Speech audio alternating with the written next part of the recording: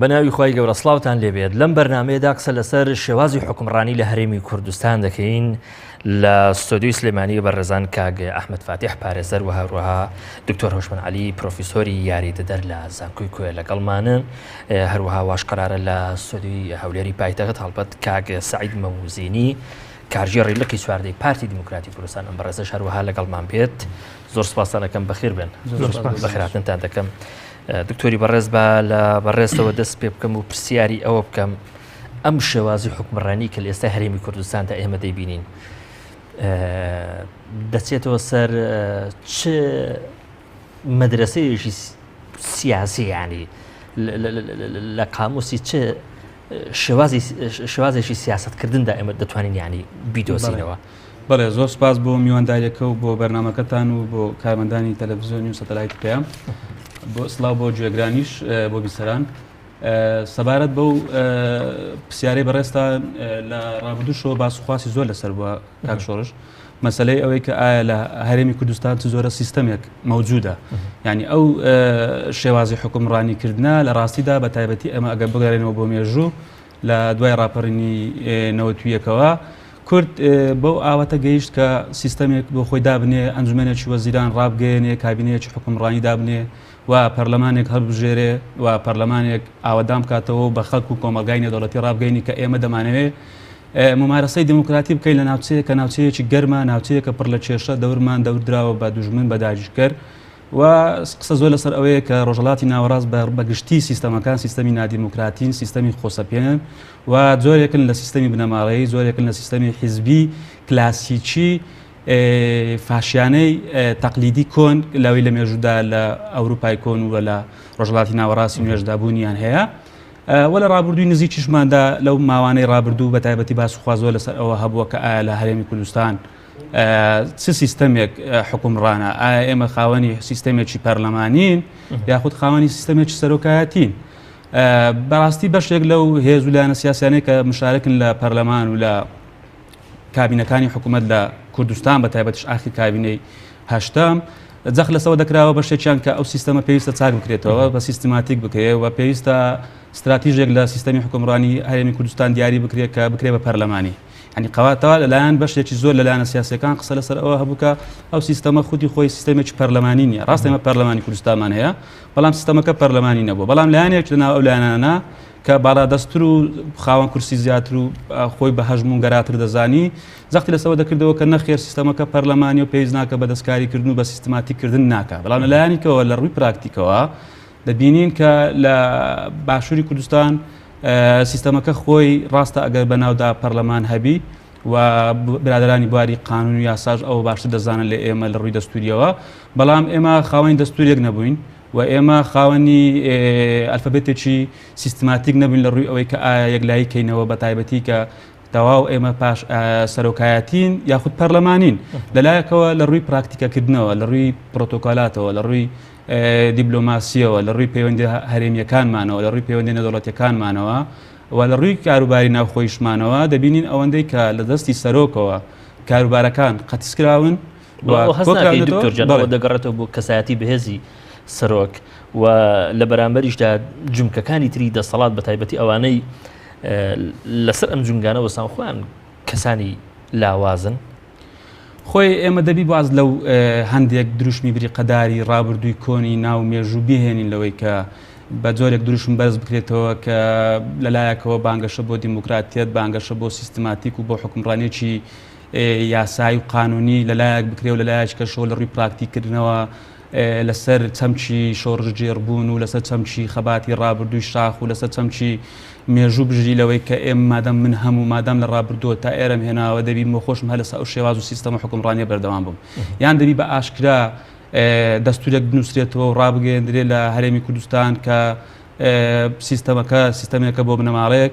یاخود سیستەمەکە بۆ کەسێک یاخود سیستەمەکە بۆ حیزبێک یاخود بەڕاستی ئەگە ئێمە وەکو کورد بانگەشە بۆ دیموکراتیەت و بۆ ئازادی و بۆ سەربەستی دەکەین و دەمانەوێت ببینە نموزەرجێک لە هەرێمەکە و لە ناوچەکە دەبێت بە ئاشکرا دیاربی کە سیستەمی پەرلەمانی سیستەمی پەرلەمانیش دەستاودەستکردنی دەسەڵاتە، بەڵام ئێمە لە کوردستاندا نەمان بینەوە دەستاودەستکردنی دەسەڵات بە شێوەیەکی ئاساییانە و ئەوەی هەموو ئەو تەنگژانێک کە ئێستاش دەبینین لە سیستەمی حکومڕانی لە هەرێمی کوردستان لەسەر مەسەلەی دەست و دەستنەکردنی دەسەڵات زۆر باشە زۆر کاگ ئەحمەد ئەوەی کە ئێمە سیستەمەکەمان بە قسەی جەنابی دکتۆر بێ سیستەمێکی پەرلەمانی نییە و دوجار سیستەمێکی سەرۆکایەتی لانیکەم لە ڕووی پراکتیکەوە بەڕاستیانی ئەمە هەموو گرفت و کێشەی شێوازی حکومڕانیکردن بووە لە هەرێمی کوردستان ئەمە هەموو گرفتەکە بووە بڵێ سوپاس بۆ ئەم بەرنامەیە وەڵام من ئەوە بڵێم ئێمە ئەبێ حاڵەتی ئیستا لە چەند ساڵی پێشوویان لەو ماوەی پێشووی جیاوازیەک بین ئێمە لە هەرێمی کوردستانە ئێمە ئەتوانین بڵین دەستورمانیە کە دەستورمانیە لە ناو دەستوریشە ئەوە جێگیرەکەی ئایا سیستەمە سیاسەکەی تۆ سیستمیشی پەرلەمانیە یان سیستمیشی سەرۆکایەتی یان سیستمیشی تێکەڵە واتە نیمچە سەرۆکایەتی و نیمچە پەرلەمانیە بەڵام لە ڕژنووسی دەستوری هەرێمە ئەوە هاتووە کە سیستمی هەرێمی کوردستان سیستمی سیاسی سیستمیشی پەرلەمانی ئەبێت بەڵام بەداخەوە لەبەرەوەی دەستورە تا ئێستا لەدایک نەبووە و پەک خراوە و دوای ئەوەی کە مؤسساتی پەرلەمانیان ژیانی پەرلەمانی چەندین گۆڕانکاری بکات لەسەر ئاستی هەموارکردنەوەی دەسەڵاتەکانی سەرۆکایەتی هەرێم ئەمە خۆی لە خۆیان بوو بە کێشەیە گوتوانین بڵین بووە هۆی ئەوەی کە انقلابێکیان کودەتایەک بەسەر پەرلەمانی هەرێمی کوردستانە کرا و حیاتی پەرلەمانی لە هەرێمی کوردستانە پەک خرا و هەڵپەسێرا ئەمە ئیستا ئێمە لە ئیستا توانین بڵین ئەم سیستمی کە ئیستا هەیە دەسەڵاتیشی پاوانخوازەیە لە هەرێمی کوردستانە کە ئەو دەسەڵاتە پاوانخوازە بەداخەوە بۆتە هۆی ئەوەی کە پەرلەمان قانون هەموو ئەمانە پەیوی بکەوێت لە هەرێمی کوردستانە بۆتە هۆی ئەوەی کە شتێک کە هەیە لە هەرێمی کوردستان پێڵەن ئەنجومەنی شورای هەرێمی کوردستان هەموو ئەو کاروبارانەی کە بێ لە پەرلەمانەوە مسادقەی لەسەر کرێت کە پەرلەمان نوێنەری شەرعی کۆمەڵانی خەڵکی کوردستانە بەداخەوە برێتە بەردەمی هەیئەیەکی تەنفیزییان بەڕێوەبەرایەتیی تەنفیزی کە پێڵەن ئەنجومەنی شورای هەرێم کام ئەنجومەنە بۆ خۆی پێکاتوە لە چەند دادوەریشی بەڕێز ئیشوکاری ئەم ئەنجومەنە ئیشوکارێکی ئەوە نییە پەیوەندی بێت بە دەسەڵاتی یاسادانان لە هەرێمی کوردستان بەڵکومە خۆی لە ناوخۆیان مؤسسەیەکی تەنفیزیە و لە ناو دەسەڵاتی تەنفیزیە بۆیە ئێستا ئەوەی کە هەیە لە هەرێمی کوردستان بە هیچ شێوێک ئێمە نا سیستمیشی پەرلەمانیمان هەیە نە سەرۆکایەتیشمان هەیە چکاگە ئەمە سەرۆکایەتی نییە ئەمە سیستمیشی پاوانخوازی کە ئەوێ هەموو دەسەڵاتەکان لە هەرێمی کوردستانە هەموو جونگە هەستیارەکان لە هەرێمی کوردستانە بۆ خۆی پاوانکاکە ئەمەش بۆ خۆی لە ئێستا ئێمە درکمان بە مەترسیەکانی کردووە بینین لە هەرێمی کوردستان وەزیرە نێرێتەوە ماڵێ ئەبینین سەرۆکی پەرلەمان ئەنێرێتەوە ماڵێ بەداخەوە ئەمە هەمووی خۆی بۆتە هۆی ئەوەی کە حیاتی سیاسی لە هەرێمی کوردستانە بەرەو تونێڵێکی نائارام ئەمە دەرهاویشتەی بارودۆخێکی دیاریکراوە و پەیوەندی نییە بە چوزانم جۆرێک لە بیرکردنەوە و لە ئیرادە کە بیەوێت لە ئایندەدا درێژە بەم حاڵەتە بدایانی ئەمە پەیوەندی بە دۆخێکی دیاریکراوە هەیە ئەم دۆخە دیاریکراوە ئەگەر کۆتایی پێهات ئەم حاڵەتی کە بەڕێزیشت باسی لێوە دەکەی دەشیانی کۆتایی پێ بکەواتە من پێم وانە گەورە نییە ویستیشی پاوانخوازانە لە هەرێمی کوردستان هەیە من پێم وانە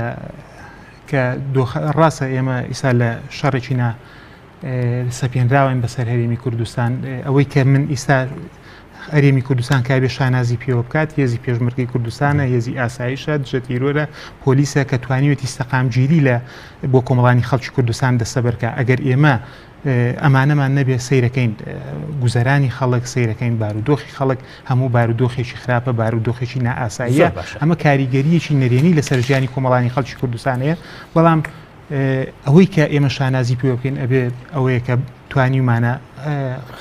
لەسای هێزی پێشمەرگەی کوردستانە هەرێمی کوردستان بپارێزین توانیمانە ئاسایشی شارەکان پارێزین ئەمە دەستکەوتێکی گەورەیە بۆ کۆمەڵانی خەڵکی کوردستان زۆر باشە میوانە بەڕێزەکەم لە شاری هەولێر کاگە سعید مەموزینی سوپاس دەکەم بۆ ئەم دەرفەتە کاگە سعید دەمەوێت پرسیاری ئەوە لە بەڕێزت بکەم لە غیابی قانون لە غیابی نەبوونی دەستورێک کە لانی کەم زۆرینەی خەڵکی هەرێمی کوردستان لەسەری کۆک بن لە غیابی کارابوونی جونگە سەرچیەکانی حکمڕانی لە هەرێمی کوردستان بە تایبەتی پەرلەمان خۆشە دەزانی دۆخی حکومەتیش بە هەمان شێوە چۆنە ئایا هاوڵاتیانی هەرێمی کوردستان مافی خۆیان نییە ینی فعلەن تەفاعول بکەن لەگەڵ ئەو قسەی کە پێی وایە ئێستا دەسەڵات لە هەرێمی کوردستان یا شێوازی حکمڕانی لە هەرێمی کوردستان شێوازێکی پامەخوازانەیە سلااو بۆ بەڕێستان و بینەرانی تەلەڤیزیۆنی پەیام. طبعا ئەو دەسەڵاتەی لە هەرێمی کوردستان هەیە دەسەڵاتێکە هەڵبژێردراوە لەلایەن گەلەوە، ینی دەسەڵاتێک نییە بە دەبابە و تانک هاتبێتە سەر دەسەڵات و هێرشی سەر خەڵکی کوردستانی کردبێت بە پێچەوانەوە، یعنی دەسەڵاتێکە خەڵکی کوردستان هەلیان بژاردووە و لە خەڵکەوەیە و بۆ خەڵکەوەیە. هەر حیزبێک بەپێی ئەو کورسیانەی کە هێناویە لە پەرلەمان بەشداریان کرد، حکوومەتیان دروست کرد و دواتر بەداخەوە ئەو ناکۆکیانەی هاتنە پێش. ئێستا ئێمە هەموو لایەک دەبی هەوڵ بدەین ئەو کێشەیە چارەسەر بکرێت و دەست پێشخەریەکیش لەلایەن سەرۆکی هەرێمی کوردستانەوە هەیە بۆ چارەسەرکردنی ئەو کێشەیەی کە هاتۆتە پێش. بۆیە دەبێ هەموو لایەک قسەی خێری لێ بکەن بۆ ئەوەی ئەو کێشەیە کە هەیە چارەسەر بکرێت. کێشە لەوە نییە سیستەم پەرلەمانی بیت، سەرۆکایەتی بیت، زۆر ئاساییە کە کێشە کە سیستەم پەرلەمانی بیت، بەڵام ئەوەی کە پارتی لەوانەیە ناکۆکی هەبێت لەگەڵ هەندێک لایەن ئەوەیە کە سەرۆکی هەرێم دەبێت لە ناو خەڵکەوە هەڵبژێردرێت و خەڵک خۆی ڕاستەوخۆ دەنگ بە سەرۆکی خۆی بداوە سەرۆکی خۆی هەڵبژێرێت. ئەوەش تەنیا لە کوردستان نییە بلێ ئەگەر سیستمەک خەڵک دەنگی بە سەرۆکدا، یعنی سیستمێکی دیکتاتۆرە. ئەمریکا بە هەمان شێوەیە، ئەوە تورکیای دراوسێمان بە هەمان شێوەیە و زۆر شوێنێ دیکە سەرۆک لە نێو خەڵکەوە هەڵدەبژێرێت. ئێمە ئەوەی کە پێمان باشە سەرۆک لە نێو خەڵک هەڵبژێردرێت، چونکە بەو شێوەیەیە مافی خەڵک پێشێل ناکرێت، بەو شێوەیە خەڵک زیاتر لە پرۆسەی دیموکراسی بەشداری دەکەن. ینی ئێمە نابی لەوە بترسین کە سەرۆک لە نێوان خەڵکەوە بێت هەڵبژێردن. زۆر ئاسایی هەموو حیزبەکان کاندیدی خۆیان هەبێ، دواتر دەڕۆینە کێبڕکەی هەڵبژاردن و لە کێبڕکەی هەڵبژاردن کێ زۆرینەی دەنگینە ئەوە دەبێتە سەرۆک. هەمیشەش بەم شێوەیە بووە، بەڵام ئەوەی ئێستا هەیە ئێمە تووشی کێشەی گەورە هاتوین، کێشەی عەسکەری لەگەڵ تیرۆریستانی داعش کە مەترسی لەسەر هەرێمی کوردستان هەبوو بە هەوڵ و کۆششی هێزی پێشمەرگەی کوردستان ئەو مەترسیانە تا ئاستێکی زۆر لابران و ئێستا تیرۆریستانی داعشن کە لە شکەستدانا و هێزی پێشمەرگەی کوردستان سەرکەوتن لە دوای سەرکەوتن تۆمار دەکات. بەڵام ئێستا پێویستە لایەنەکان دانیشن پێکەوە کێشەکە چارەسەر بکەن و لەسەر هەر شتێک ئیتیفاق بکەن. پارتی دیموکراتی کوردستان ناکۆک نییە، بەڵام سیاسەتی خۆفەرزکردن، سیاسەتی ئەوەی کە دەبێ تەکلایەنە دەبێ ئیلا ئەوهابیت یان فشار خستنە سەر پارتی دیموکراتی کوردستان کە پارتی دەریایەک خوێنی بوو ئەو سیستمەی کە ئێستا لە هەرێمی کوردستاندا هەیە ڕژاندووە. طبعا پارتی بە درێژایی مێژوویەکەی نەچوویتە ژێر فشارەوە. تو ئەوەی بەخۆشی دەکرێت لە پارتی دیموکراتی کوردستان وەلبگری لەوانەیە بە فشار و بە نەخۆشی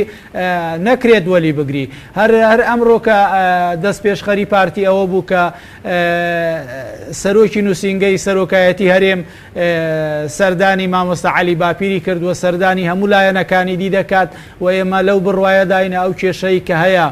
چارەسەر دەکرێت و هەمومان پێویستە لەو مەرحەلەی کە هەیە مەرحەلەی فیدرالی دەرباز بین بۆ مەرحەلەی دەوڵەت بوون. مەرحەلەی دەوڵەت بوونە دەوڵەتێکی سربەخۆی کوردی و دیموکراتە کە دەتوانێت زۆر لە کێشەکانمان چارەسەر بکات، چونکە تا تۆ زۆر چاکە کاک دەوڵەتت نەبیت. دەگەڕێمەوە لای بەڕێزت دواتر. زۆر سپاس دەکەم، زۆر چاکە. دکتۆری بەڕێز، حەزناکی ئێمە ئەگەر قسە بکەین لە کێشە و ئەو گرفتانی کە حکومڕانی کوردی لە شێوازی حکومڕانی کوردیدا هەیە لێرەوە دەکەوینە خۆمان دەکەوینە کێشەوە کاتێ وێنەکە هەمووی نابینین. کاک سعید قسەیەکی کرد بەوەی کە هەموو حیزبێک بە پێی ئیستحقاقی هەڵبژاردننی خۆی بەشدارە لە چی لە حکوومەت و لەو حکومڕانی کە ئێستا هەیە. بەڵام کاتێک کە قسە دەکرێت لەسەر گرفتەکانی شێوازی حکومڕانی کوردی ڕێک زوومەکە دەچێتە سەر پارتی دیموکراتی کوردستان. لە کاتێکدا حیزبەکەی من کە کۆمەڵی ئیسلامی بە سێ وەزیر، حزبەکەی بەڕێزت بە هەمان شێوە تا ئەندازەیەشی زۆر دەکرێت بڵم نیوە بەنیوە نا، بەڵام لە جنگ بە سەرشەکان بەشدارە وایە نەکاک ئەحمەد و هەروەها ڕەنگە ئەو لایەنەی کە تۆش متعاتیفی لەگەڵی بە هەمان شێوە لە ئێستادا یان لانی کەم بەر لە ئێستا زۆر بەقوڵی بەشدار بووە کەواتە بۆ ئەوەی بگەین بە تەشخیصێکی دروست وا پێویست ناکە وێنەکە هەمووی ببینین و هەمووان بخینە ژێر پرسیارەوە نەک بە تەنیا پارتی دیموکراتی کوردستان. بەڵێ من بۆ مەسەلەی ئەو بابەتە بۆ پرسیاری بەڕێزیشت و بۆ هەندێک لە ئەو پاساوانەی کە کاک سەعید مەموزینیش هێناویەوە بۆ سیستەمی حکومڕانی و دیفاعێکیش بوو لە دەسەڵاتی پارتی لە دەستسنووری خۆی و لە هەژمونگەرایی بەسەر سیستەمی حکومڕانی لە هەرێمی کوردستان. من دوو پارتی دەکەمەوە هیچ گومانێک لەوە نییە کە شێوازی حکومڕانی لە هەرێم شێوازێکی سیستەمێکی حکومڕانی حیزبیانەیە یعنی نە پەرلەمان وجودی هەیە نە یاسا وجودی هەیە و نا کۆدەنجی لایەنەکانیش لەگەڵ پارتی و ئەو حکومەتە بنکەفراوانەی کە هەبوو وجودی هەیە لەبەرەوە ئەوان بەڵام ئەوەی بەڕێزت باسی لێوە دەکەی ڕەنگە زۆرینەی خەڵکی هەرێمی کوردستان ئۆکەی بۆ بکە بڵێ وایە بەڵام بە ئیتیفاق بووە بە تەفاهم بووە لە نێوان هێزە سیاسیە کوردیەکان بە تایبەتی لە ڕابردوودا لە نێوان یەکێتی و پارتی و لە ئێستاشدا لە نێوان هەمویان کەواتانی ئەمە ئەگەر گوناه بێ گوناه بوو هەمویان نەک بە تەنیا بۆ پارتی دیموکراتی کوردستان. ئاخر ئەمە دەبی شتەکان لێک جیا بکەینەوە لەبەرەوە لەسەر ئاستی پێگەی هەر یەکێکیان بڕوانی نەبارودۆخەکە بە تەنها ئەو مەسەلەن کۆمەڵی ئیسلامی بە تەنها ئەو هێز و دەسەڵاتەی نییە بێ دۆخی کوردستان پاوام بکە ئەوی دیکە ئەو هێز و دەسەڵاتەی نییە و بزوتنەوەی گۆڕانکە بەشداری حکوومەتی کرد ئەبا بە پرۆتۆکۆلیش بووی با بە ڕێکەوتنیش بووی بەڵام بە کۆمەڵێک بەبادی و پرەنسیب بووە کە شێوازی حکومڕانی لە هەرێمی کوردستان بکەنە شێوازێکی سیستەماتیک و شێوازی حکومڕانی بکرێتە شێوازێکی پەرلەمانی و دەستور دابدرێ و دەستا دەستکردنی دەسەڵات بە شێوێکی ئاشتیانە هەبی و حکوومەت چاکسازی بکە بەڵام ئەوەی کە کاک سەعید مەموزینی شانازی پێوە دەکە و باسی دەکە و پاسایی بۆ دێنتەوە ئەوە مەسەلەکە ئەوە نییە ئێمە لە ڕاستەیە بە لە شەڕێکی دڕندانەی داعش و ئەوە برا پێشمەرگەکانمان لە ڕۆژانە لە بەرەکانی پێشەوە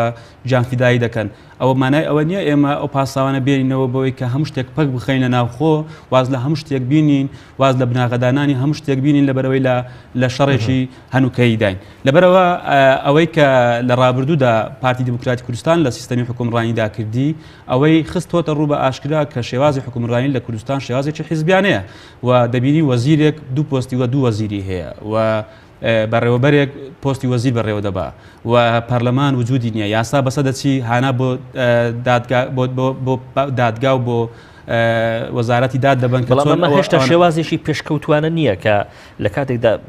بەڵێ بەفعلی پەرلەمان پەچی خراوە بەڵام ئەم هێزە کە بەڕێزت پێدوای ڕەنگە لە پشتی بەشش زۆری ئەو چێشانە بێت کە لە هەرێمی کوردستان هەیە بەڵام 2000 دەچێتەوە بۆچی بۆ شوێنێک کە هێشتا شەرعیەتێکی قانونی هەیە کە ئەنجومەنی شورایە ئەمەش خۆی هێشتا هەر هێشتنەوەی سنگ و قورسایی نییە بۆ سیستەم لە هەرێمی کوردستان ئەمن بواری یاساڕێکەکەی من بواری یاسانیە و لە باری یاساناکەم بەڵام باوە با کاک ئەحمەد بابەزێ بەرین بەڵام ئەم دەمەوێت ئەوە بڵێم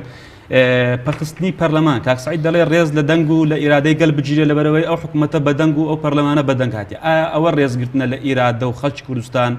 کە پەرلەمان پەک بخەی ڕێگە لە سەرۆکەکەی بگری و دەرگاکەی دابخەی کە کۆبنەوەیەک نەکە جەرسەیەک نەکە یاسایەک هەموار نەکەوە پرۆژەیەک نەخاتەوە ڕوو زۆر چاودێری بەسەر حکوومەت و بەسەر ئەو هەموو دیاردانەدا دەکرێت ڕۆژانە لە کوردستان بەسەر داهاتە بەسەر کێشەیە بەسەر زۆر باش با بچم لای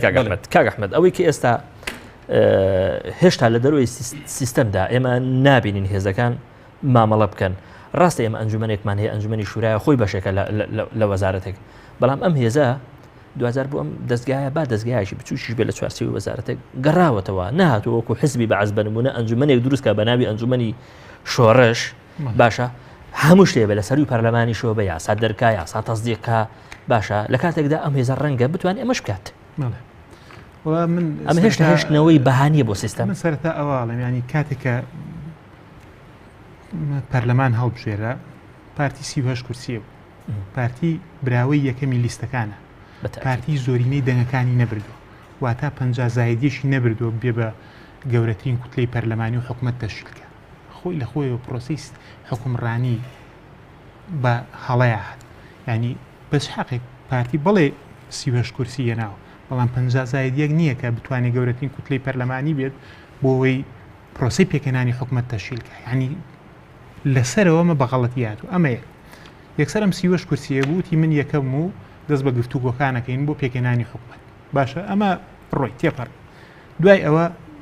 مەوەز لە دروستکردنی ئەنجومەنی کاکە ئەنجومەنی شورا لە هەموو سیستمێکی سیاسیە جیاکردنەوەی دەسەڵاتەکان هەیە سێ دەسەڵاتمان هەیە دەسەڵاتی یاسادانان دەسەڵاتی جێبەجێکردن دەسەڵاتی دادوەری ئەم سێ دەسەڵاتە بۆیە دروست بۆەوەی هەرچیشان هاوسەنگ بن لە یەکتریا هیچ کامیشیان ممارەسەی دەسەڵاتەکانی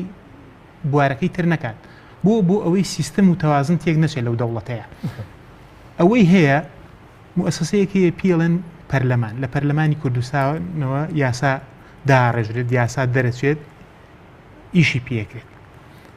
مؤسسەیەک پێڵێن دەسەڵاتی جێبەجێکردن ئەم مؤسسەیە ئەو یاسانی کرد لە پەرلەمانەوە دەرەچێت ئەم جێبەجێیەکە من بەقس پرسیاری کاتێکە ئەنجومەنی شورا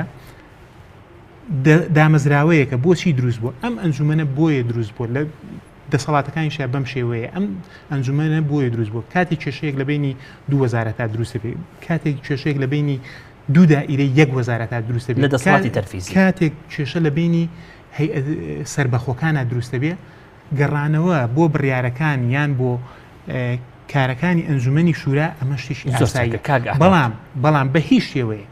ئەنجومەنی شورا ئەو لایەنە پەیوەندیدارە نییە کە بتوانێت ماوەی سەرۆکایەتی هەرێم بۆ سەرۆکی هەرێم درێژ بکاتەوە ئەو لایەنە نییە کە بتوانێت لە جێی پەرلەمان بڕیار با یعنی ئەمە ئەبێ بەرچاوێک بین بە هەمولایەک پەرلەمان ئەگەر بۆ پەرلەمان ئەگەر وابێ من لە شوێنی تریژ ئەمە وتۆ ئەگەر وابێت کەواتە پەرلەمانمان بۆ چییە زۆر باش پەرلەمانمان ناوێت و بە هەر تەلارەکەشی نەمێنێت و بێ بە تەلارێکی بازرگانی و مادەم ئەنجومەنی شورامان هەیە دەسەڵاتمان بۆ درێژەکاتەوە یاسامان بۆ پەسەند دەکا بڕیارمان لە وەقایعی کوردستانە بۆ بڵاوکاتەوە کەواتەیمە پەرلەمانمان بۆ چییە؟ زۆر چاکە کاک سعید بە ئەم پرسیارە لە بەڕێزت بکەم ئەگەر ئەم دەسەڵاتە وەکو بەڕێزت باسی لێوەرەکەی هەڵبژێراوە لەلایەن گەلەوە ئەی بۆچی قسە لەسەر ئەوەیە کە بەردەوام کلێنی نێوان ئەم دەسەڵاتە یان ئەم شێوازی حکومڕانیە و کۆمەڵانی خەڵک بەردەوام لە فراوانبووندا تا ئەندازەی ئەوەی کە ئێستا خەڵک گومان لۆ بکە کە لە سای ئەم شێوازی حکومڕانیەدا ژیان و ئایندەی لە دەستێکی ئەمیندایە بەڕێزم دەزانی خۆی کلێن لە نێوان حکومەت و خەڵک نییە لەوانەیە کێشە لە نێوان حیزبەکان دروست ببێت واقعێکی تال هاتە پێش بریا نەهاتە با پێش هەروەکو بەڕێز کاک فازڵ میرانی گوتی کارەکەی خراپ بوو کاردانەوەکەش هەر خراپ بوو طبعا وەکو دەلێن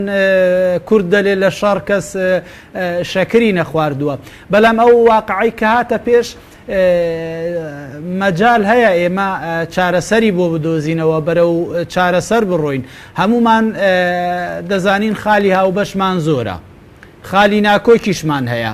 بەڵام خۆی دەبێت ئێمە بین لەسەر زۆر سروشتیش خالی هاوبەش و ناکۆکیشمان هەبێت بەڵام هەمومان دەبی بین لەسەر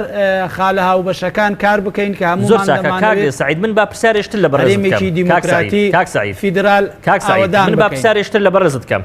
بەڕێزت هەروەها قسەش لەسەر ئەوە کرد کە هەموو حزبێک بەپێی ئیستیحقاقی خۆی 2000 ینی هاتوۆتە ناو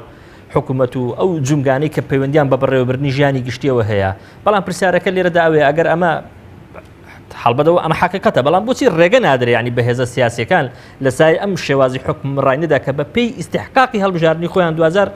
ممارەسەی ئیشی سیاسی خۆیان بکەن لە ناو ئەو جونگانی کە دەسەڵات پێک دەهێنن خۆ دەزانی ئێستا کۆمەڵی دەستگا پەچی خراوە کۆمەڵی وەزیر نێنراونەتەوە ماڵەوە ئەمە ینی ئیشکال و پرسیار نییە ینی ئێستا جگە لە گۆڕان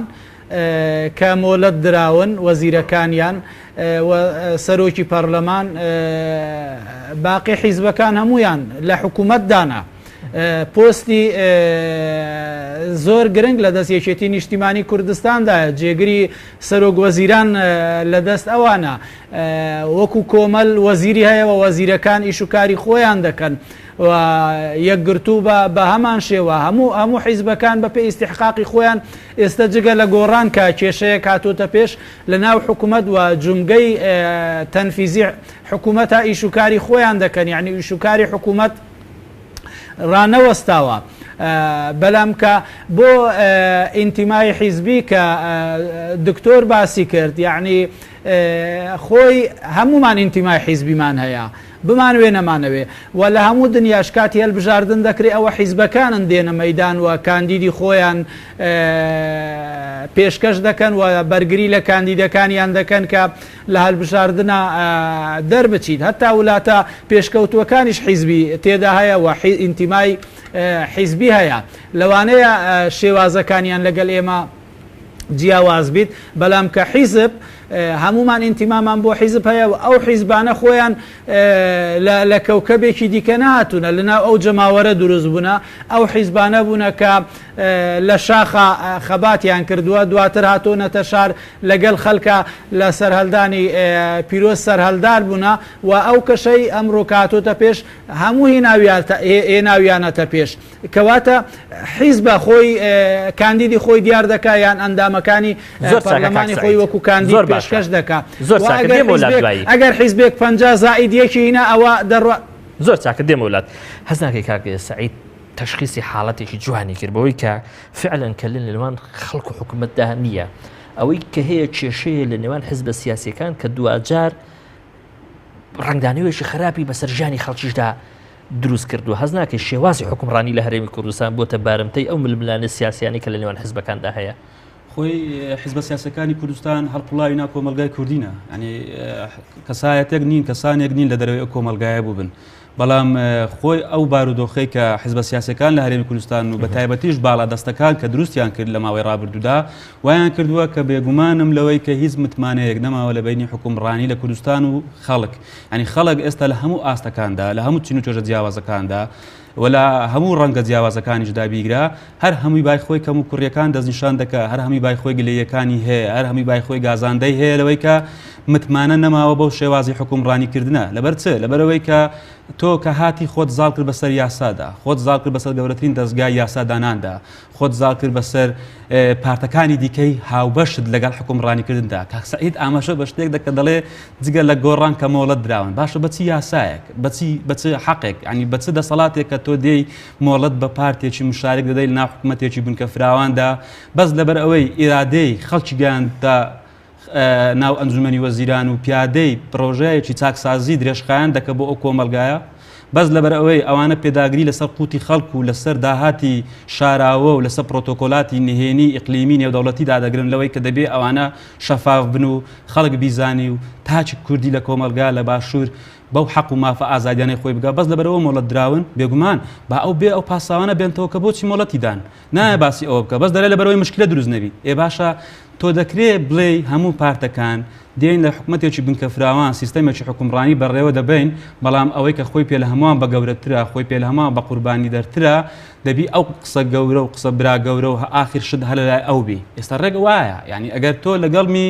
ئەوە دەمینێەوە ئەگەر لەگەڵم نی دەبی بچێ دەرەوەی ئەو حکوومەتە یعنی هەز ناکەی لایانی بەرامبەر ڕێز لە بۆچوونەکانی نەژیراوە ئەگەر قسە لەسەر پارتی دیموکراتی کوردستان بکەین فعلا بۆچوونی سیاسی ئەو دیارە بۆ شێوازی حکومڕانی و نەشیان شاردوتەوە کە ئەوان بنمونە ئەگەر قسە بکەین لەسەر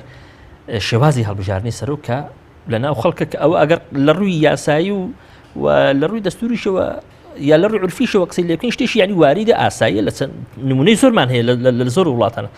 هەست ناکەی ئەم بۆچوونە ڕێزی لە نەژیراوە لە کاتێکدا ئەمە خوێنی زۆری بۆ درراوە لانی کەم لەلایەن پارتی دیموکراتی کوردستانەوە ئەم حزبە مێژوێشی هەیە کە تێدا خەڵکێکی زۆر بۆی بۆتە قوربانی هەر لە سەرتاشەوە خەڵک زانیوێتی پارتی دیموکراتی کوردستان چی دەوێ بەڵێ پارتی نەشارتەوە پارتی هەمومان دەزانین کە دەڵێ حکوومەتی بنکە فراوان بەڵام دەبی حکوومەتی بنکە فراوان ڕێزم هەیە بۆ کەمینەکان دەبی وەکو ئەوان لە پەرلەمان هاوپەیمانی بێگە وەکوان هاوپەیمان و گوێ ڕیالی نەبی ئەوە تو لە دەرەوەی ئەو هاوپەیمانێتی بنکە فراوانی زۆر باشە کاگێ ئەحمەد ئەوەی کە ئێمە تا ئێرە خاوەنی دەستورێک نین تا ئێرە ڕەشنووسێکمان هەیە خۆ دەزانی کاری پێ ناکرێ و قووەتی قانونی یان شەرعەتی جەماوەری نییە ئەوەی کە ئێمە تا ئێستا خاوەنی دەستورێک نین گرفتە بۆ ئێمە بەفعلی ئێمە ئەگەر خاوەنی دەستور بووبین لە سای ئەو دۆخەی کە ئێستا ئێمە هەمانە ینی خۆ دەزانی بی ساڵێکە چۆن شێوازی حکومڕانی بەڕێ دەکەن هیچ لە دۆخەکە دەگۆڕا بڵێ من ئەو قسەی کاک سعید تایید یەکەم باجارە تاریخێک لەسەرەوە هەڵبژاردننی سەرۆژی هەرێم لە ناو کۆمەڵانی خەڵکی کوردستانەوە ڕاقیترین پرۆسی دیموکراتیە بەس چۆن بە چ شێوازێک بە چ ئالێتێک بە چ میکانیزمێک تۆ لەم وڵاتی ئێمە لەم هەرێمەی ئێمەیە کەس نازانێت ڕێژەی دەنگدەرانی هەرێمی کوردستان چەنە کەس نازانێت ساڵانە چەند کەس دەبێ بە 18 ساڵ ساڵانە چەند کەس وەفاتەکەن هەموو ئەمانە کێشەیە تۆ هەتاکو ئیستا کۆمسیۆنێکی باڵای بە شێوەیەک لە شێوەکان ڕاقید نییە یان بە شێوەیەک لە شێوەکان هاوشێوەی ئەم پرۆسە گەورەیە نییە کە بتوانێت پرۆسیشی وا گەورەی یەکلای بکات و تۆ باسی تورکیان بۆکەی تورکیا دەوڵەتێکی دیموکراسیە ڕێگانایە نەک ئەوە ڕێگانایە سەرۆکی ئەو وڵاتە لە دوو زیاتر خۆی کاندید کات تۆ باسی ئەمریکان بۆکەی بڵێ بەڵام سەرۆکی ئەمریکی چۆن هەڵەبژێرە کاک خۆڕاستە خۆ لە ناو زەماوەرەوە هەڵ نابژێرێ مقاتعاتەکان دەنگەدەن دوای کە مقاتعا یعنی ئەمە هەموو کۆمەڵی فلتەرە اینجا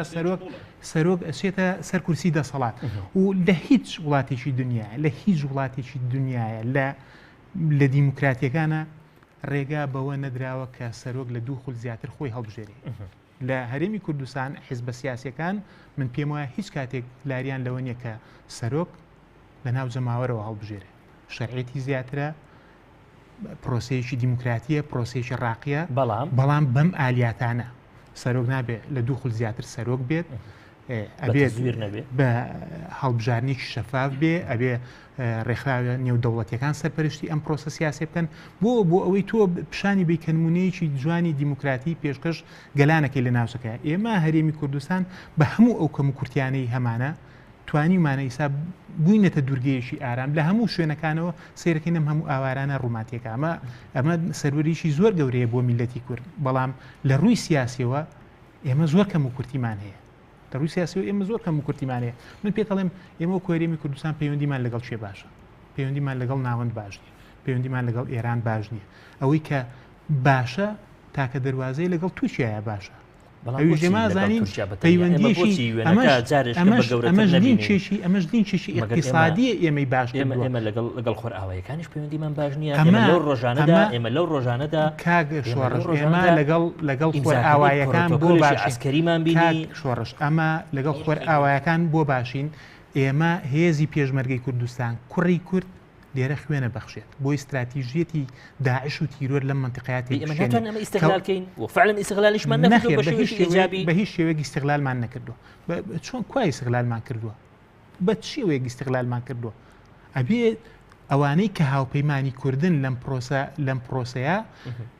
نەکەر بۆ تێکشکانی تیرۆرە ئەبێ بۆ سەرکەوتنی دیموکراتیەسی پشتیوانی هێزە پێشکەوت خوازەکان بکەن هێزە دیموکرات خوازەکان بکەن زۆر چاکە کاک سعید دەکتوری ئەم شێوازەی حکمڕانی کە ئێمە لە هەرێمی کوردستاندا لەوەتای دوای ڕاپەڕین لانی کەم لە دوای 2023 هەمانە نەیتوانیوە نەک چاوەڕوانەکانی خەڵکی کوردستان ینی بەدی بێنێوان جۆرە لە ئەمان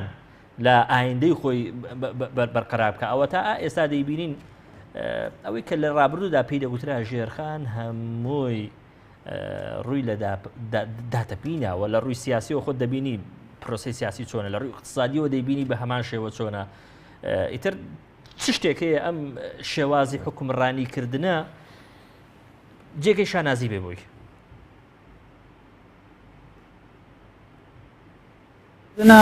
جێگای شانازیە بۆ جێگای شانازیە چونکە سیستمێکی دیکتاتۆری وەکو حیزبی بەعسی ڕووخاو کە ساڵەهای ساڵ بوو خەڵکی کوشت و بڕدەکرد ئەگە تاوانەکانی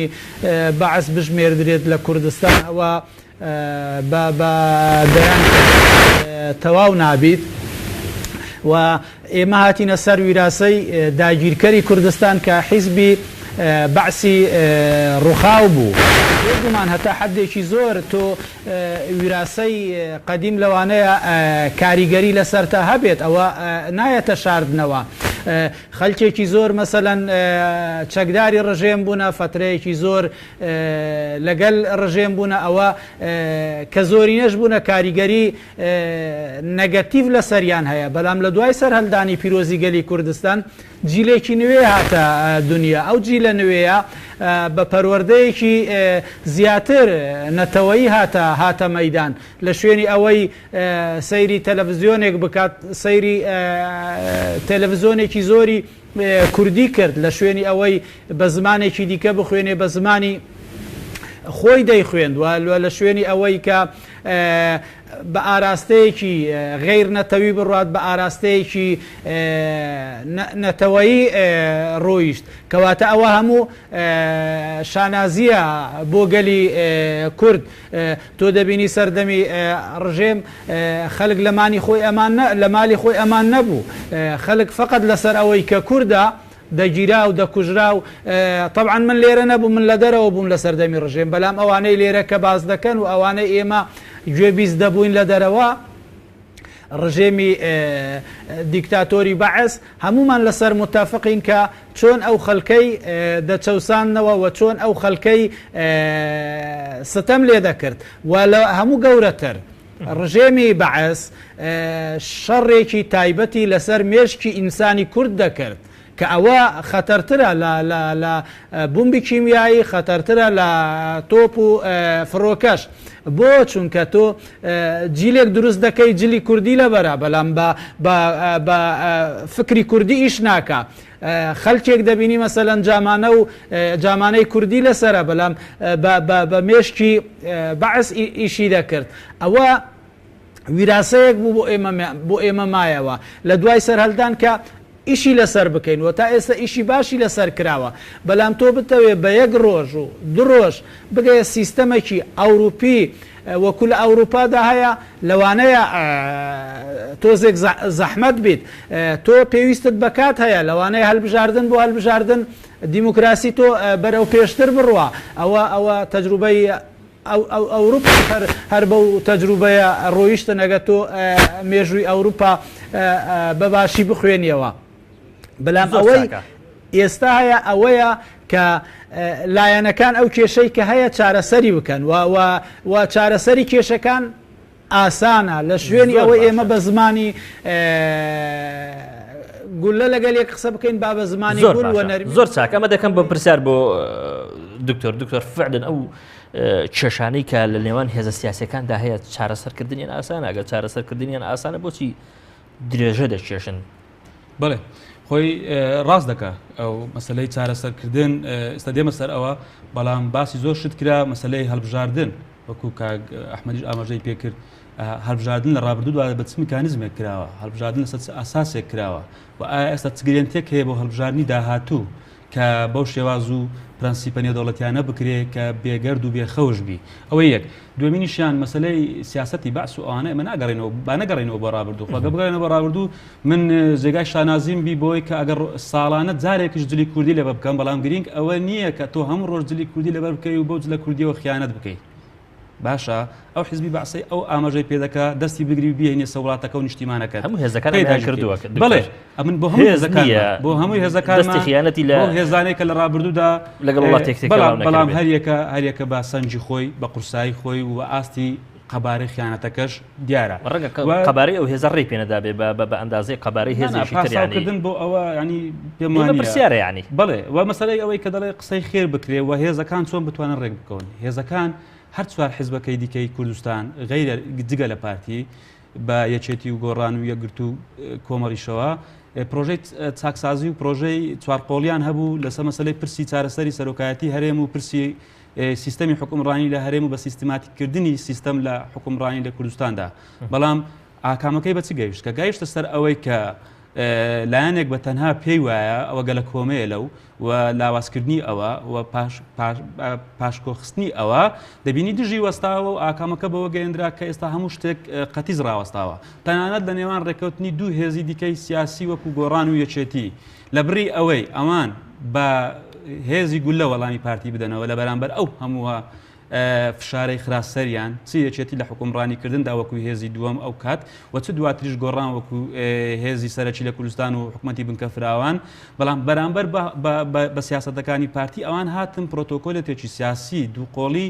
شەفاف و ئاشکرایان بۆ کۆمەلگای کوردستان ڕاگەیاند کە وەرن ئێوەش وەرنە ناوێ ئەگەر ڕاست دەکەن دەتانەوێت سیستەمێکی سیاسی لەو کوردستانە لەدایک ببی مەسەلەی چاکسازی مەسەلەی حکومڕانی مەسەلەی پەرلەمان مەسەلەی سەرۆکی هەرێم مەسەلەی هەڵبژاردن بەڵام ئەوانەی کە بانگەشەی بۆ دەکرێت بەڕاستی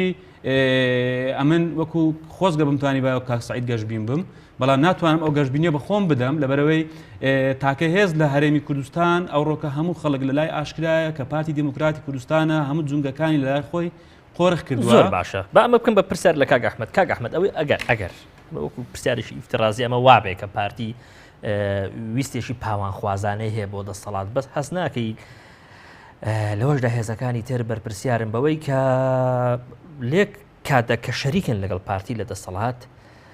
لەو لاشەوە خەرین جۆرێک مامەڵە دەکەن کە مامەڵی شەریک نییە لە دەسەڵاتدا. دەی ئەگەر ئەمە وابێ ئیتر پارتی بۆچی ینی خۆی بکە بە قوربانی ئەم هێزانە شەریکیانکە لە دەسەڵات بەڵام ئەمان شەریکێکی دڵسۆز نەبن لە دەسەڵاتدا لەگەڵ پارتی دیموکراتی کوردستان ئەمە ئەگەر وابێ پارتی تر بۆچی ئاماژەم پێکرد وتم پارتی بەتەنیا مافی ئەوەی نییە حکومت پێک بێنێ چکە گەورەترین فراکسیۆنی پەرلەمانی نییە ئەمە یەک دووهەم قانونی دەزانم بە قانون بیر دەکەیت ئێستا بە چ منطقێک ئەمری واقع باش ئەمری واقع شتێکە و قانون و یاسا شتی شترە ئیستا تۆ باسی واکەی ئەی بۆ ئەم هێزانە لە دەسەڵات ئاماونن کاکە ئێمە لە بەرامبەر چرکەساتێکی هەستیاریان لەم قۆناغەیە ئەگەر بێت و یەکێتی ئەگەر بێت و گۆڕان ئەگەر بێت و یەکگرت و ئەمانە لە حکومت بێنە دەرێ کارەسات دروستە بێ ئەمە ئەو خواست و ویستەیە کە پارتیش ئەوێت بەڵام ئەبێ لەم لە حسن تاریخیە لەم چرکەساتە مێژوویە ئەبێ ئەم هێزانە تەحملی ئەو وەزع سیاسی بکەن ئەبێت تەحملی ئەم وەزع سیاسیە نەخوازراوە سەپێنراوە بکەن ئەبێت پارتی چۆن ئەوێت هەموو هێزە سیاسیەکان بکاتەوە ئەم دی و بە هەمان شێوە ئەبێ هەموو ئەم هێزە سیاسیانە قورسایی و سنجی خۆیان بگوازنەوە کە پایتەختی هەمووانە هەولێری هەمووانە بادینانی هەمووانە وەک چۆن سلێمانی هەمووانە ئەبێ بە هەمان شێوە هەولێریش و دهۆکیش هی هەمووان بێ من دووبارە ئێڵێمەوە لەگەڵ کاک سەعیدا هاوڕامەڵی کێشەکان ئاسانە بەڵێ زۆر ئاسانە بەس چۆن ئەگەر سەرۆکیشی لێبوردە و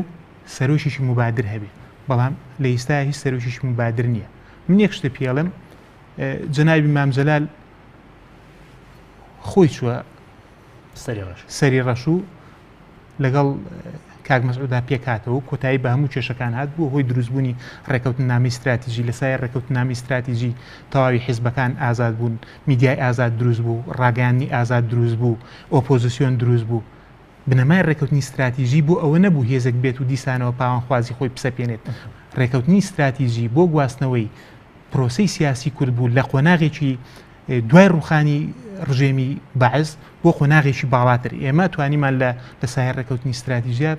بەدەر لە هەموو کەم و کورتەکان توانیمان زۆر بن توانیمان سەرۆکایەتی کۆمار وەرگین توانیمان داواکاریەکان زۆرێک لە داواکاریەکانی کورد لە دەستوری عێراقیا بەرجەستە بکەین. کاک مەسعود کەم بە سەرۆکی هەرێم کاک مەسعود بوو بە سەرۆکی هەرێم جارێک لە ناو جەماوەرە و جارێکیش لە پەرلەمانەوە هەڵبژێرا و من ئیستاش تەکید لەسەر ئەو قسەی خۆمەکەمەوە من لەگەڵ ئەوم سەرۆکی هەرێم لە ناو جەماوەرەوە هەڵبژێرێت بەس بەو ئالیاتە دیموکراتیانەی کە لە وڵاتەکانە هەیە هەروەها سەرپەرشتیاری ڕێکخراوەنی و دەوڵەتیەکان بێ و بە هەمان شێوەش هیچ سەرۆکێک بۆی نەبێت لە دوو خول زیاتر سەرۆک بێت لەم هەرێمەیە ئەگەر وها بێ پارتی ئەم کار ڕازی دەبێ بە تەسەووڕیتەوە ئەوە بێ پارتی خۆی جوابات ئەگەر بەمە ڕازی بووایە ئەم وەزع دروست نابێت. زۆر باشە کاگە سەعید دەگوترێ یەکێ لەو گرفتانەی کە بەردەوام ئەم حکومڕانیە کوردی خستۆتە ژێر نەک خستۆتە ژێر پرسیارەوە بەڵکو کێشە بووە بۆی ئەوەی کە شوێنەکانی هەرێمی کوردستان هەمووی بۆ هەمووان نەبووە خۆ دەزانی ئێمە دوو مستەلاح هەیە زۆنی زەرد و زۆنی سەوز یعنی تا ئێرەکە لە بیرروهۆشی تاچی کوردی داماوەتەوە خۆ دەزانی چۆن یعنی تەنانە شێوازی ئیشکردن و چوزانم هەڵوێستەکانیشی ینی بەسەر خۆیدا دابش کرد بوو بەڕێز لەبارەی ئەمە دەڵێتی فعلەن ئەمە گرفتی بۆ حکومڕانی کوردی وە پێگەیاندنی حکومڕانی کوردی دروست نەکرد بوو یا دروست نەکردووە. خۆی بەداخەوە ئێمە بە شەڕێکی ناوخۆیی تاڵ تێپەڕین بریا دووبارە نەبوویتەوە یعنی نەکرابە کە کرا هەموو لایەنەکان هەولیاندا برینەکانیان ساڕێژ کردووە هەولیاندا کە دووبارە نەبێتەوە ئەو شەڕی ناوخۆ تەنیا ئێمە پێی تێپەر نەبووینە ئەوە گەلی ئەمریکاش ساڵها شەڕیان کرد لە باکوور و لە باشوور و یەکتریان دەکوشتە ئەوەی گەیشتە نەتیجەوە شەڕەکە کۆتایی هاتووە ئەمریکا بوو ئەمریکایەکی یەکگرتو ئەوەی هەیە کە ئەو برادەرانە باسییان کرد بەلێ ڕاستە پارتی 50 زائید یەکی نەینا بەڵام پارتی زۆرینەی کورسیەکانی پەرلەمانی هینا کە لە هەموو دنیاش وایە کاتێ حیزبێک 50 زائید یەکنەینی بەڵام گەورەترین کوتلەی پەرلەمان بیت لەگەڵ لایەنەکانی دیکە ئیتیلاف دەکات و ئەگەر هەر ئیتیلاف نەکرا هەلبژاردنێکی دیکە دەکرێت بۆ ئەوەی لایەنێک زۆرینەی دەنگ بینیت و بتوانیت حکوومەت دروست بکە بەڵام لێرە هەموو وەزارەتەکان هەموو جومکەکانی دەسەڵاتی تەنفیزی و تەشریعی بە ئیتیفاق بووە یعنی هەم سەرۆک وەزیران هەم سەرۆکی پەرلەمان هەم جێگرەکەی هەمووی بە ئیتیفاقێکی سیاسی بووە ئەو ئیتیفاقە سیاسیەش شتێکی باشە لە هەموو دنیاش شتی لەو جۆرە ڕوودەدا پارتی لە دیدی من لێبوردەترە لە زۆر لایەن بۆ هەر بەم دوایە لە منتەقەی سلێمانی بارەگاکانی پارتی سوتێنرا بەڵام لە بەرامبەردا پارتی هیچ عەکسل عەمەلی نیشان نەدا بارەگاکانی گۆڕانی لە دهۆک لە هەولێر لە شوێنەکانی دیکە پاراست لەوانەیە عەکسل عەمەل بۆ کەوادری پارتیش دروست ببێت شتی وا بکەن بەڵام سەر ئەو ڕێگایی نەدا یعنی بە دلی گەورەی خۆی ئەوەی هەیە ئێمەش لەگەڵ هەلبژاردنێکی شەفافین لەگەڵ هەلبژاردنێکین هەتا نەتەوە یەکگرتووەکان بێت سەرپەرستنەکە بکات بۆ ئەوەی هەلبژاردنێکی پاک و خاوێن و بێگەرد بکرێت بەڵام تۆ وەرە هەر ئەوەی دوێنێ کاگمەلا بەختیار تا ئێستا هەموو لایەنەکان بە گۆڕانەوەش یەکێکیان کاندیدیان نییە بۆ سەرۆکایەتی هەرێم تا ئێستا هەموو لایەنەکانەوە معارزی ئەوە نینە کە جەنابی کاگ مەسعود سەرۆکی هەرێمی کوردستان بێت کەواتە من نازانم ئەو ڕەشبینەی کاگ ئەحمەد لە چیدایە دەکرێت یعنی ڕۆشنبیر ئینسانی پارێزار ئینسانی دکتۆر قسەی خێر بکات لە ناو جەماوەر قسەی خێر بۆ حیزبەکان بکات بۆ ئەوەی هەموو لە یەکتر نزیک ببنەوە زۆر چاکە کاتم زۆر کەماوە 2 دقەیەک ماوە دقەیەک با بوو بێ لە سای ئەم دۆخێکی ئێستا هەیە ئەم شێوازی حکوومەتڕانیە پێ دوایە ئێمە لە ئێستادا حاڵەتی فیدراڵی تێپەڕێنین ینی خەونەکانمان گەورە بکەین بەرەو سەر بەخۆی بڕۆین مەسەلەی سەربەخۆیی شتێک نییە ئێمە بین بانگەشەی بۆ بکەین و بمانەوێ ڕای بگەین ئینجا هەوڵ بدەین دروستی بکەین دەبی کار بکرێ بناغی دابدرێ لە بناغەوە دروست بکرێ و ڕاگەیانەکەی ئەو کاتی بەخۆی بە پراکتیکی پێویست بە ڕاگەیانیش ناکە و زۆر باز لە مەسلەی پرۆسەی سیاسی ئەوروپا و ئەمریکا کرا ئایا ئێمە لە کوردستان زۆر واشنگتنێکمان هەبووە ئایا ئێمە لە کوردستان هەتا ئێستاش سەرۆکوزرایەکی وەکو ئەوانەی بەریتانیا ئەوروپامان هەیە بە درێژایی مێژووی ئەوروپا و کوردستان کە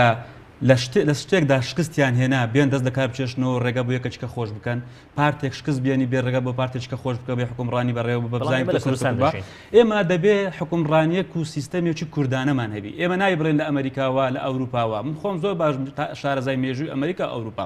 ئەوە بەوەی تدانێ بەڵام مەسەلەکە ئەوەیە ئێمە زۆر جیاوازین و مەسەلەکەش ئەوەیە باسی ئیتفاقی سیاسی کرا زۆر جوانە ئەتوکە ئیتفاقی سیاسیت هەیە ئەوانت بانگەشتی حکومڕانی کردیە بە حکوومەتێکی بنکەفراوان شێوازێکی سیستەمێکی حکومڕانی بنکەفراوانت دانایە کە دێ ئەو ئیتفاقیە زەرب بەسەدادێنی لایەنێکی کاریگەر کە بزوتنەوەی گۆڕانە دەینێڵیەوە ماڕێ بە وتەی خۆت مۆڵەتی پێدەدەی ئەوەیە ئەمن ڕەشبین دەکە لەوەی کە تۆ لە سەروی یاساوە مامەڵە دەکەی تۆ لە سەروی یاساوە هەرسوکەوت دەکەی زۆر چاکە